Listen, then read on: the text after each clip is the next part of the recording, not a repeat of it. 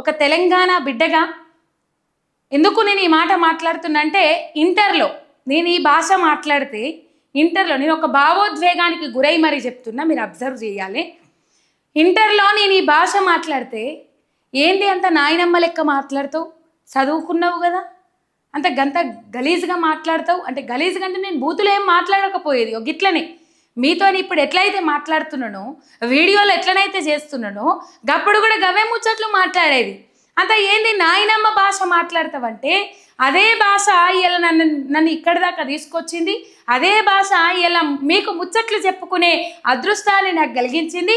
తెలంగాణ ప్రజల తరపున ప్రజల పక్షాన కొట్లాడే గొంతుక లెక్క నన్ను నిలబెట్టింది ప్రజలల్లో. ఆ భాష ఆనాడు ఎక్కిరిచ్చిండ్రు, ఎగతాళికి గురైంది నా భాష. మళ్ళీ ఎక్కిరిచ్చిన వాళ్ళు ఎక్కడోళ్ళే కాదు, తెలంగాణ బిడ్డలే ఎక్కిరిచ్చిండ్రు. వేరే ప్రాంతం వాళ్ళు వచ్చి ఎక్కిరిచ్చిర్రంటే నేను పట్టించుకోకపోదు. కానీ తెలంగాణ గడ్డ మీద పుట్టి తెలంగాణ నేను ఎక్కడ చదివినా ఏపీఆర్ చేసి, అప్పుడు ఏపీఆర్ చేసి ఇంటర్ హసన్పర్తి వరంగల్లో చదివిన. ఉమ్మడి 10 జిల్లాల నుంచి అక్కడికి వచ్చేటోళ్ళు దాదాపు ఇంటర్ మొత్తం అక్కడే కంప్లీట్ అయ్యింది. ఈ ఇంటర్లో ఈ భాష మాట్లాడితే నన్ను ఎక్కిరించేటోళ్ళు.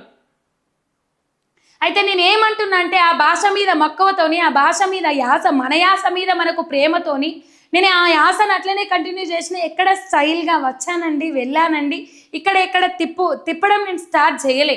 నా భాష మీద నాకు ప్రేమ అభిమానం ఉన్నది, నా యాస మీద నాకు నరనరాన ఏం చెప్తారు ఇంకా ఏ రకంగా చెప్పాలి, నా తెలంగాణ భాష యాస అంటే నా ఒళ్ళు పులకరించిపోతుంది. కాబట్టి నేను అదే భాషను కంటిన్యూ చేసుకుంటా వచ్చిన. నేనేదో అద్దెకు నేర్చుకోలే భాషను, అదే భాషలో మాట్లాడతా, అదే యాసలో మాట్లాడతా. ఇదివరకు ఇంటర్లోనే అంటే ఇంటర్ తర్వాత కూడా ఈ వృత్తిలోకి వచ్చిన తర్వాత కూడా ఎక్కిరిచ్చిన వాళ్ళు కోకొల్లలు, నా భాషను నా కట్టుబొట్టును ఎక్కిరిచ్చిన వాళ్ళు కూడా కోకొల్లలు. సరే ఈ ముచ్చట నేను ఎందుకు చెప్పిన అంటే చెప్పాలనిపించింది, చెప్పిన.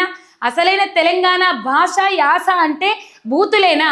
కొంతమంది అట్లా ఇలా క్రియేట్ చేసి పడేస్తా ఉన్నారేమో అనే భావోద్వేగానికి గురై నేను ఈ ముచ్చట చెప్పడం జరిగింది.